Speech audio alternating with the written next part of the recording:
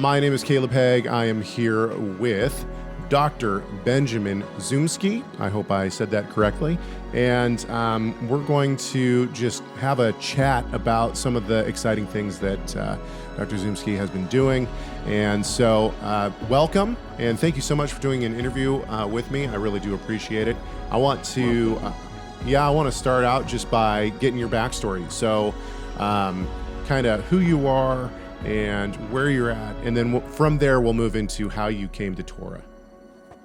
Yeah, absolutely. So I'm Australian born and bred. I've been a teacher for nearing 20 years now, and I've been teaching predominantly Christian schools, and I've been married for just over 5 years now to my lovely wife, Stacia, who's all the way from America. And we have 3 children, my 2 sons, David and Noah, and I have a daughter in heaven, Rebecca. And it's been a blessed journey in my Christian walk, having to responded to the salvific call of Yahweh all those many years ago. I don't have a testimony that's one of those lightning strikes from the sky moments. It's more a progression of events. I didn't grow up in a Christian household, but it was at university that a series of events had me understanding who God was, and you know, it was actually a course in Christianity in a secular university that piqued my interest in the scriptures and the depth of history and theology and culture that was a part of the rich tapestry of God's story. And again, there was other events, everything from watching The Passion of the Christ at the time. That was an influential movie, and being invited to a prayer group on campus, and it just came to a point where I decided to respond to the call of Christ and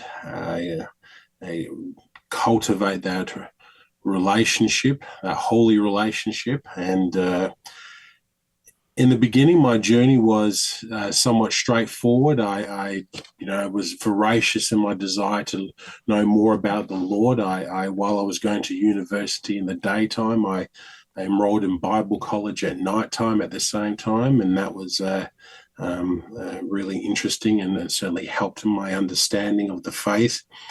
And I think, like a lot of Christians in the beginning of their journey, they're sort of skipping through fields. Everything seems perfect, and then reality kicks in, and then you come to realize it's not exactly how they frame it in those Christian films.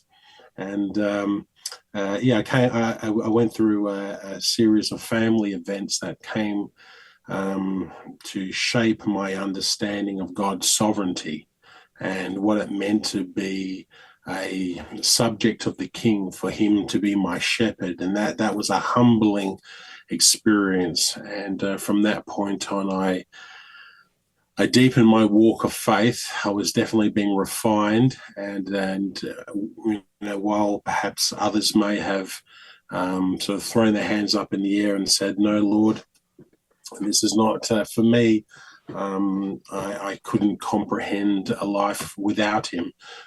For, as I often say to my students, with him we have everything, and without him we have nothing. So that's Were you going to church at this time? Were you? I mean, and if so, what? When you came into the faith, were you part of a denomination, or were you just kind of moving around? Yeah, so in the very beginning, I was trying to get my head around denominations. I was still very young in my faith. I remember sending about a dozen or so letters to all different denominational churches Interestingly enough, only two responded: a Presbyterian church and a Jehovah's Witness cult. So Yeah. they were the only two that actually responded to my letters, which was interesting. Um, but as I sort of to answer your question more specifically, in the beginning, I did find myself sort of visiting some local churches. I visited everything from a Baptist church to a Pentecostal church. But essentially, I found myself actually becoming involved in non-denominational home churches. Hmm. That's where I sort of started my sort of journey. And that was part of my sort of walk of faith for the formative years. But it was around the time that I started some of my degrees later in life, particularly my bachelor in theology, is when I actually started to attend a non-denominational church that was actually planted by a master seminary graduate. Mm. So obviously, Torah observance. Let's talk about that for a few seconds. When did that come? Absolutely. When did that come into your life? And we're moving towards the reason that I know you and the reason that we've gotten to know each other. But before we get there, Absolutely. how long have you been in Torah observant, and how did that take place?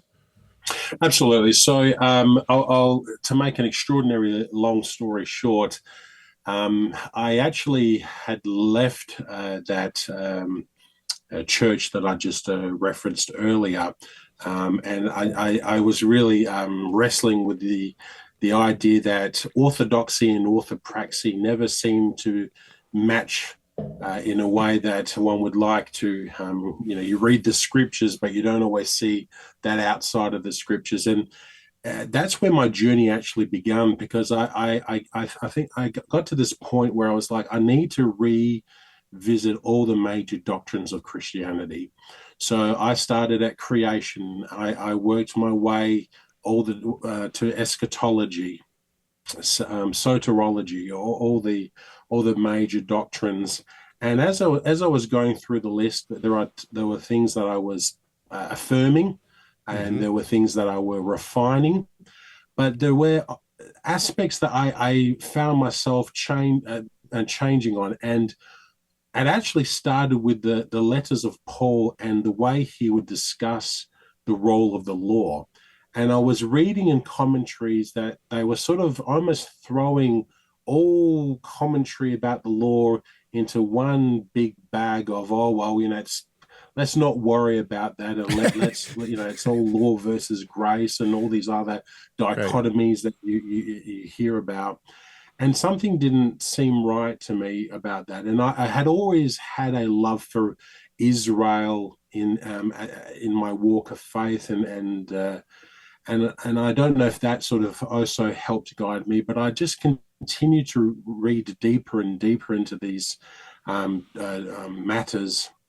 And essentially, as I was sort of visiting various churches during this period of time, my own studies and my own readings, and also going to further theological studies, I came to the realization that something was inconsistent in the exegesis of the scriptures. And I don't say that in a prideful way. I truly say that in a humble way, because for me, it seemed like we were being told that God's holiness can change, that what was Right. considered his holy standard yesterday is no longer true today. And that to me is a question that I've never had answered by a single pastor up until this day. And we see the progressive revelation of God, but we never see the regressive revelation of God that sort of goes backwards, or and so these questions and it started initially haunted me, but then they challenged me, and then they excited me to find the answers to these questions. So I began to read more, and I would say probably some of the most influential writings and authors in this in my thinking were your father. I came across Tim Hegg's work, and to this day, I cannot remember how I did so. It must have been one of those, that launched to that, something Right. clicked Yeah. on, and it was also the writings of Walter Kaiser that had a Yep. huge impact on me. Yeah. And then there was, a couple of other articles and books. I remember reading a book called Enlargement Theology.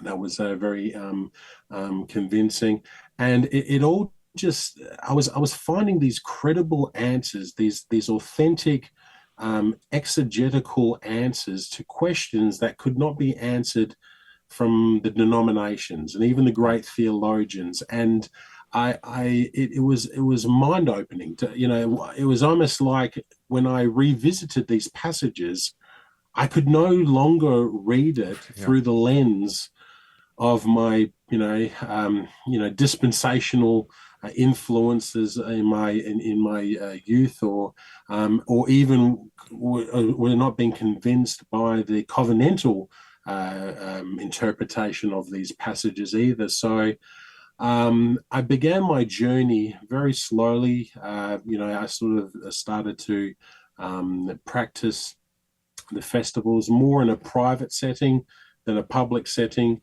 Um, Interestingly, I did return back to that church that I had previously left, and things went well for a while. But when my pronomianism was becoming more established, that did not sit well with the Sure. elders, and it was made clear that my journey should continue on from the church. And give me a time frame on this. How long ago was this? So those that last event that took place a few years ago, just under a few years ago. But I would say that I would have been practicing Torah observance or pronomianism. I didn't necessarily use that terminology, Sure. but it would be it would be easily over 5 years plus now, and but like I said, I would say it could easily stretch back as far as 10 years in terms of just having a disposition towards seeing a continuity in the scriptures, and seeing the story of God beginning in Genesis, ending in Revelation, and not seeing a distinction that I believe was established post canon. So now we'll get to how I know you, and I think actually my recollection of how we've actually interacted is very spotty, because I know that we've talked via email numerous times, and I know that we've interacted numerous times, possibly even over chats or in comments on online and whatnot. But what really grabbed my attention that sticks in my mind is actually very recent. You sent me an email saying that you had defended a pronomian or a pro-law PhD dissertation at Liberty University. Now, we have lots of friends who are going for PhDs who are pronomian or pro-law, and are one law in theology. And I'm using these terms just so that everyone, no matter who sees this, kind of understands. One law, pronomian can be interchangeable, whatever. Torah observance, however you want to say that. But ultimately, we have lots of friends who are going for PhDs right now, and many of them are going to defend PhD dissertations. However, yours was the first that came across my desk that it was a defense of pronomian theology, one law theology, Torah for Jew and Gentile alike, that was defended at a legitimate university and was accepted. You got your PhD. Your PhD dissertation was not rejected. So talk to me about your PhD dissertation, and talk to me about how you defended it and what that process was like. Absolutely. So I taken the extraordinarily long route in terms of achieving a PhD for the glory of God, and because initially I had done a master's at Moody Bible Institute that was structured in such a way that it was not intended to go on to a doctorate. It was just pretty much stopped at the master's level, because I thought I would be happy at that. However, well over a year after finishing that master's at Moody Bible Institute, I was restless. And I was like, no, actually, I think I do want to go all the way. So I went to started my Master's of Divinity at Liberty.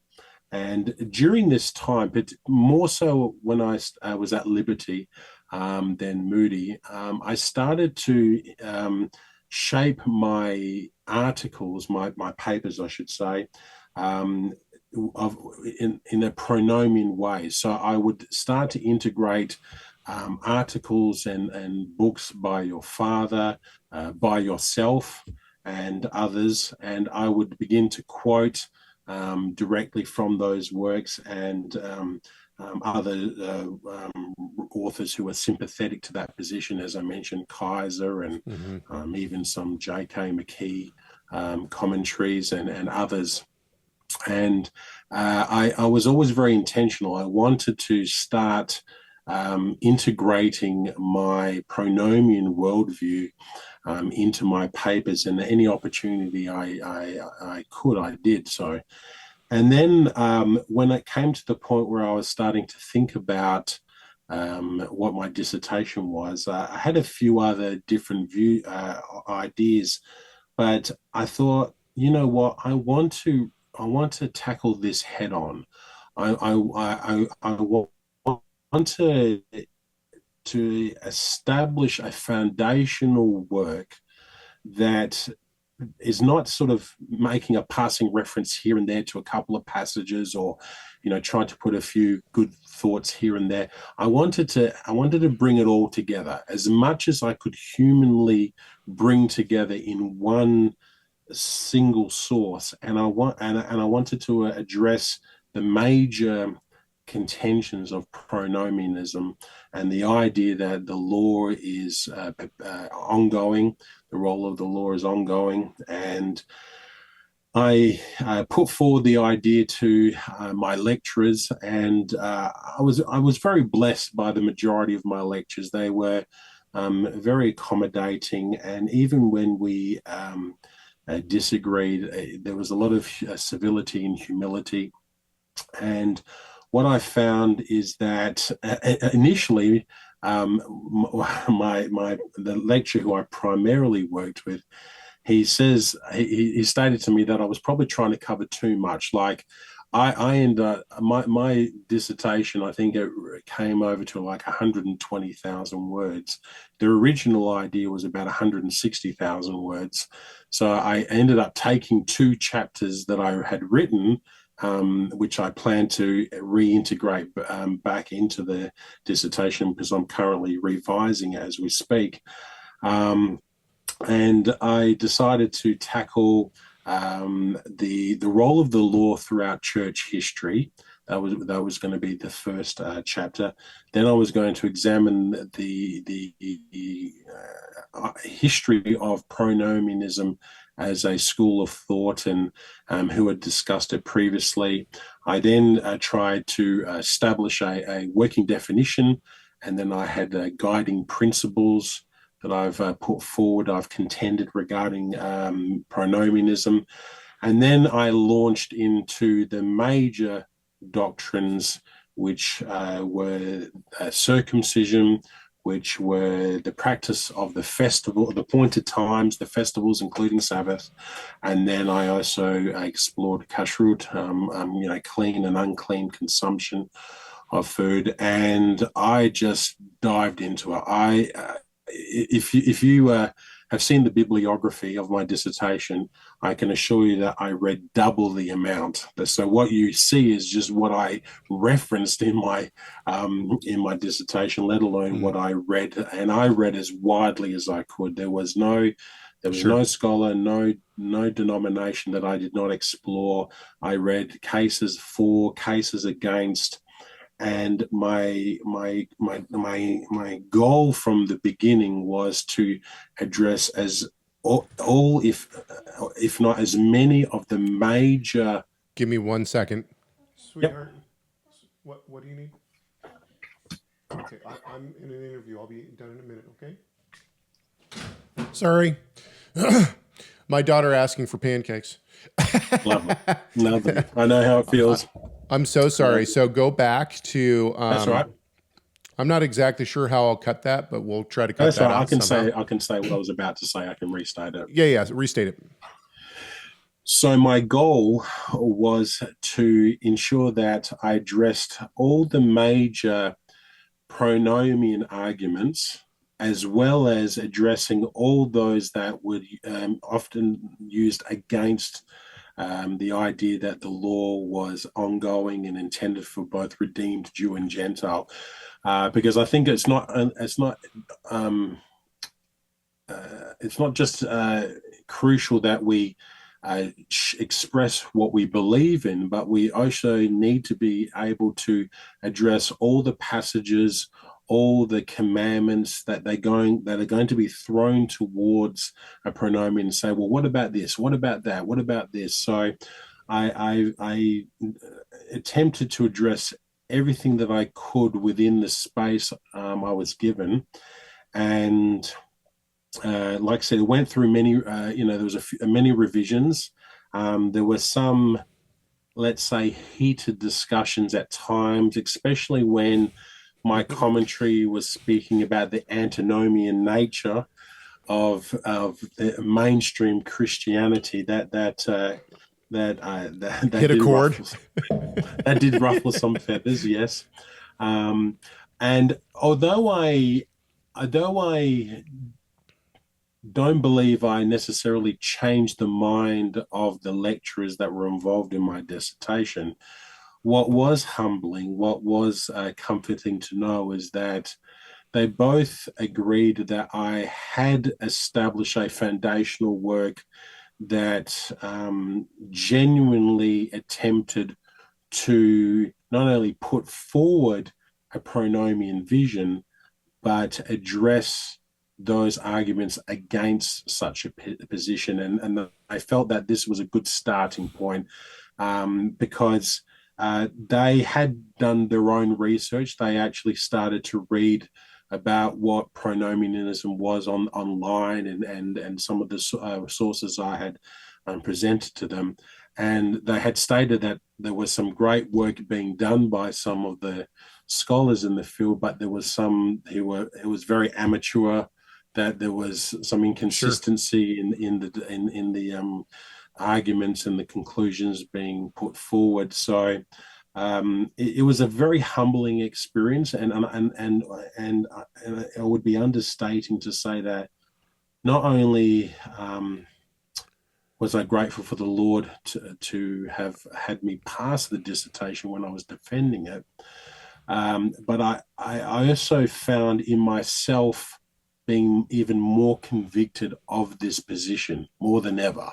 Sure. At the beginning of the journey, I was like, okay, even I was sort of, there were some areas that, the dots were not connecting, or there were some issues or concerns that had been expressed to me by pronomian brethren.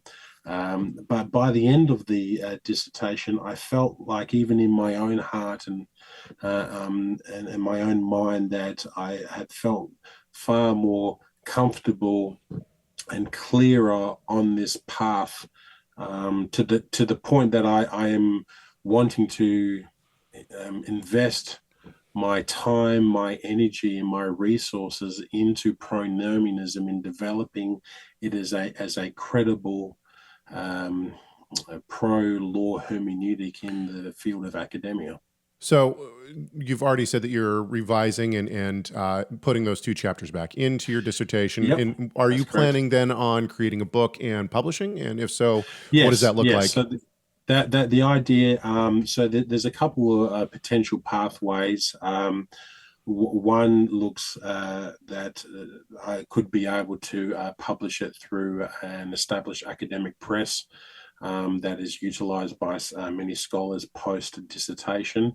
I am considering maybe looking at a larger mainstream Christian publisher, but their willingness to tackle a topic such as a pro-law Christianity is not probably not working in our favor, but I'm still willing. I am that type of person who likes to pioneer and likes to at least knock on a door and try. Sure.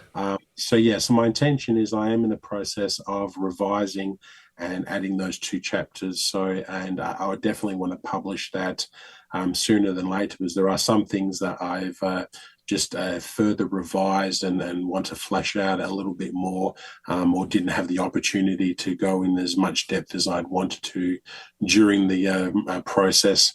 So I've enjoyed that, but I'm also involved in at least anywhere from half a dozen to a dozen projects at the moment, ranging from a couple of journals that are considering some pronomian themed articles, and there are some projects that I'm hoping to edit from the ground up, and just trying to bring together the like-minded brethren in providing more resources for the pronomian community worldwide. So you talk about unity, and I think that as I get older, of course, I think maturity comes into play a little bit as I get older. But I see the same thing. I think that as the Torah movement or the pronomian movement, however we want to frame it, grows, I think that it's important for us not only to find the commonalities, but to try our hardest to unify where we can. I think some of the hot button topics are things like the doctrines of grace. Egalitarianism is one that I know that you've been in some of the chats that I've been in, and that's been a hot topic within those chats. And possibly, I don't know if this is actually hitting the pronomian movement or not, but I know that eternal punishment of the wicked is one of the large debates. So just, I think trying to take some of the more Hebrew roots things, Hebrew roots, fringe theologies like two house, sacred name, those kind of things. I'm just going to assume that since you have a PhD, you haven't fallen into some of the more wackadoo theologies. No, not at all. No, no disrespect to the Hebrew roots movement, but it is fragmented. As you know, the doctrines. Sure, there are some doctrines that would align with pronomianism, and there are some that are as different as night and day. Right. Absolutely not. But this is probably one of my great concerns, but with pronomianism is that in the attempt to come together as a community, and as you say, find unity in shared doctrines. My desire is not to slip into the issue of constructing theologies and interpretations based on feelings, assumptions, casual readings. For me, what will secure this movement in academia and perhaps emerging within the local ecclesia will be that it is scholarly sound. Right. Your father uses a great phrase. There's a lot of junk scholarship out there. And I think it's important that within pronomianism, it's not that everyone has to have a PhD or everyone has to be a theologian, but there can be no room for this eisegesis or mirroring the concerns and the troubles that have haunted much of the Hebrew roots movements, and in some instances also, let's be honest, extends to many Messianic Judaism organization and congregations. So, this is something that we want to ensure that we are obviously, in one sense, maintaining a theological consistency that the church has evidenced throughout the last few millennia. But at the same time, we want to make sure that we are honoring God and His Word and not perpetuating exegetical mistakes simply because we're fearful of being labeled Right. legalist or Right. Judaizers or any other terms that really, in my personal opinion, are just lazy jabs Right. that reflect someone who actually hasn't studied this topic, this school of thought, this pro-law hermeneutic, but think they have. I mean, I found that again with one of the previous pastors I interacted with when they heard the phrase pronomianism, and when I was trying to share exactly what it was, the first thought was, is this just Hebrew roots? And it's like, no, not at all. Right. We're not even in the same arena. So actually, I want to move that way. So just in terms of, you have tackled a ginormous topic, right? One that I think is, I think so many people want to write about a defense of pronomian theology, or maybe even like difficult sayings of Paul, which my father's done a lot of work in, right? 10 persistent questions, and it is often said things like that. Do you have a focus that you're looking at? Are you going to move more towards biblical commentary? Are you going to continue on the path of trying to defend the hermeneutic of pronomianism? Are you going to move more into difficult sayings of Paul? Are you more Old Testament? What's the focus? What do you see coming next in terms of articles, books, those kind of things after your PhD dissertation is published as a book? Absolutely.